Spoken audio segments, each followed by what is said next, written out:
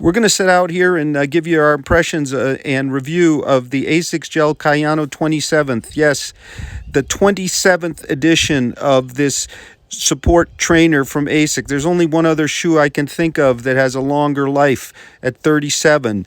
So there must be something great going on here. It is ASICS' best-selling specialty run shoe. It is a not the lightest shoe out there, but it was originally designed as the Kayano trainer with a mission of comfort, protection, and durability way back in 1993. And now we're on the 27th edition, so let's take a look. Here's that 1993 Kayano trainer. Note the exoskeleton and the cues of support. ASICS tells us this is the lightest Kayano to date at 11.1 ounces, about 315 grams in a men's 9.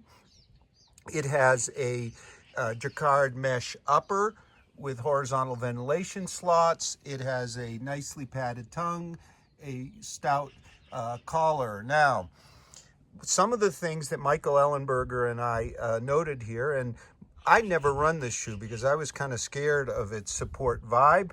I tend to run neutral. And he had run them once. Is that we were really surprised by the ride here. We both run in neutral shoes. Michael's a 107 half guy. I can manage about a 138 half. He's lighter than me. We were both very surprised. So let's talk a little bit about the midsole and the upper here. So why was I scared initially? Well, there's strong visual cues here with the exoskeleton, which ASICS tells us is designed to keep the shoe durable over time, keep you locked to the platform. Of course, there's a trustic plate, which has been redesigned to be lighter. Quite frankly, I didn't even notice it on the run. The plate is different for men and women. The women version is more oriented in the forward motion, whereas the men's focuses on a bit of arch support. Again, didn't notice it on the run all that much. We're on the medial side, and as this is a bit of a pronation control shoe, you see the Dynamic Duo Max. Well, at first, I thought this was a firm post, but when I ran them, and Michael agrees with me, we didn't feel any firm post. Turns out that the Dynamic Duo Max is a 3 millimeter thick skin on the outside. And you can see it's a bit firmer foam, but what it does is it adapts to what you need in terms of pronation control. So if you don't need it, you really don't feel it, and neither of us did. The rear of the shoe, given the Duo Max and this exoskeleton, really give you a lot of solid support, but it's not really support that's kind of harsh like a post or in your way as in rails on some shoes. So it as neutral runners, we were really impressed with what's going on here. Now, in terms of the stack heights, ASICS through their Sports Science Institute has very often used a different stack height for men and women based on biomechanics. So our men's has a midsole stack, and you can add about 7 millimeters to get the total stack of 2212, 10 millimeter drop, whereas our women's has 24 at the heel, 11 at the forefoot. So the women get a 13 millimeter drop and 2 millimeters more cushion at the heel, whereas the men get a millimeter more at the forefoot.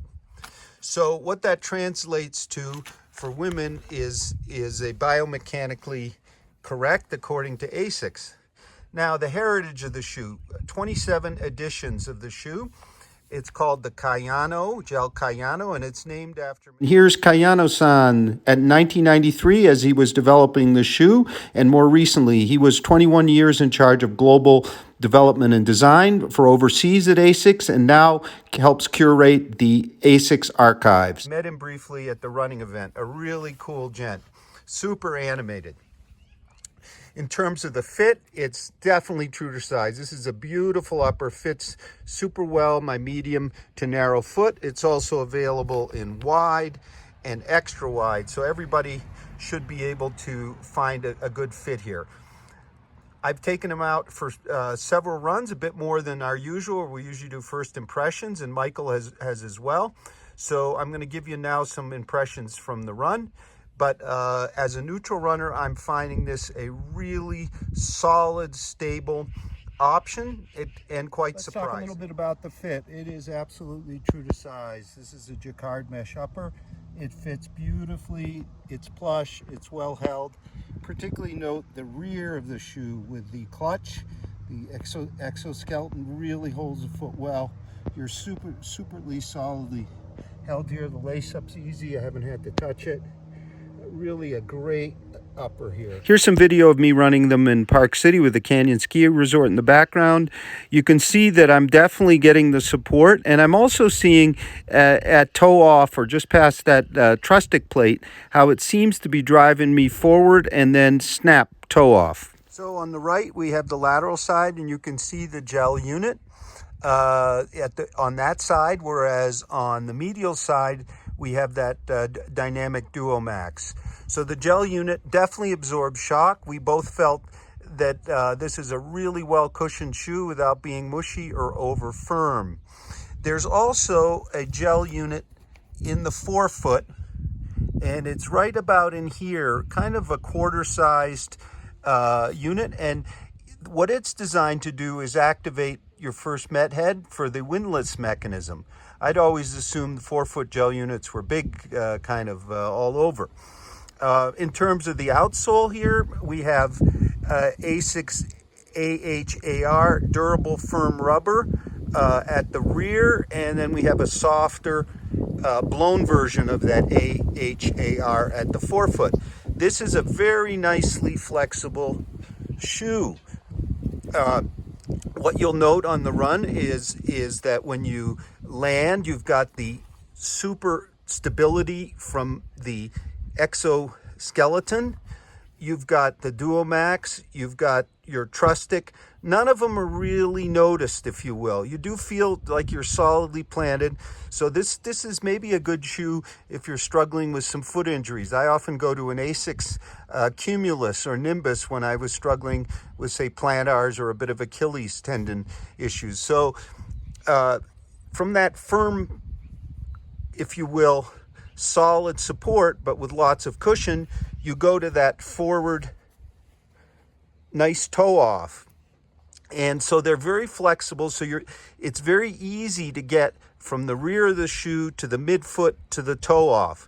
Now, I think the Trustic unit, which this time in this edition is only glued at the rear and the front, is actually a bit of a dynamic propulsion system. Very subtle, but I think effective. What I feel is as I transition to this area, I feel a little bit of a pop, if you will. And I think that may be because it and I don't know this for sure, that it's bowed. So as I press down on it with force and then release, up it goes.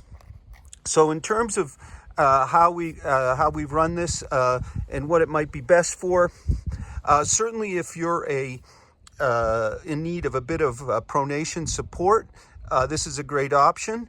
I felt they worked best on moderate pace runs, and actually they took a little bit of break in before they started to move along, and I noticed that they were best on uphills and downhills, especially slight downhills. Of course, steep ones with all that cushion and stability are fantastic as well.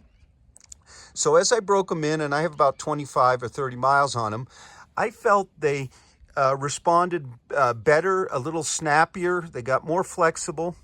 And I really started to not notice or forget the weight here, which I'll remind you is 11.1 ounces, 315 grams. So what does it compare to? If we want to look at just pure kind of stability shoes, this does not have the rails of the Brooks, for example, the Brooks Adrenaline or Ravenna. It had or for example, Nike Infinity React, both which even in the newest editions of the Brooks, I struggled to transition through this area here with rails in the mix.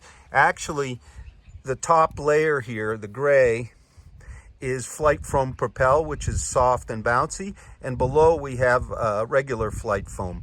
So instead of a firm kind of top of the upper feel, you've got some really nice kind of propulsive forward motion from the midsole. Other shoes that in the kind of new age, if you will, stability category might be the Skechers Forza and the Hoka Arahi. Both of those rely on a wedge, if you will, so the midsole is kind of divided into two sections, a firmer section and a softer on the lateral side. Whereas here we have just the skin on the outside. There's less of a feel that you've got a stability element. Of course, you could also look at the ASICS GT1000, which is a more traditional kind of posted shoe, also flexible at the forefoot. The GT1000, I really noticed the rear as being quite firm. It's a lighter shoe as well. So we also have, so I enjoyed it for moderate paces. I think it's a great recovery shoe for both neutral as we are and for more stability-oriented folks. As far as if you're a heavier runner or a new runner, this would be a great choice. Not making any medical claims, but I think the rear stability could help if you have foot issues. So we were very surprised, and we were real thrilled that ASICS kind of insisted we try this Kayano 27th, the 27th edition. It's $160. It goes on sale right about now as this posts. In terms of the stack height and drop, it's a 10 millimeter drop for the men, 13s in the gender specific women's. So thank you very much for watching. The only thing we would maybe recommend ASICS try is maybe finding a way to downgrade the look of total stability from that exoskeleton while retaining its function. It must add a bit of weight to the shoe. The same might also apply to the truss stick element. They both visually speak to lots of stability, when in fact they are very stable without actually making you suffer from the stability.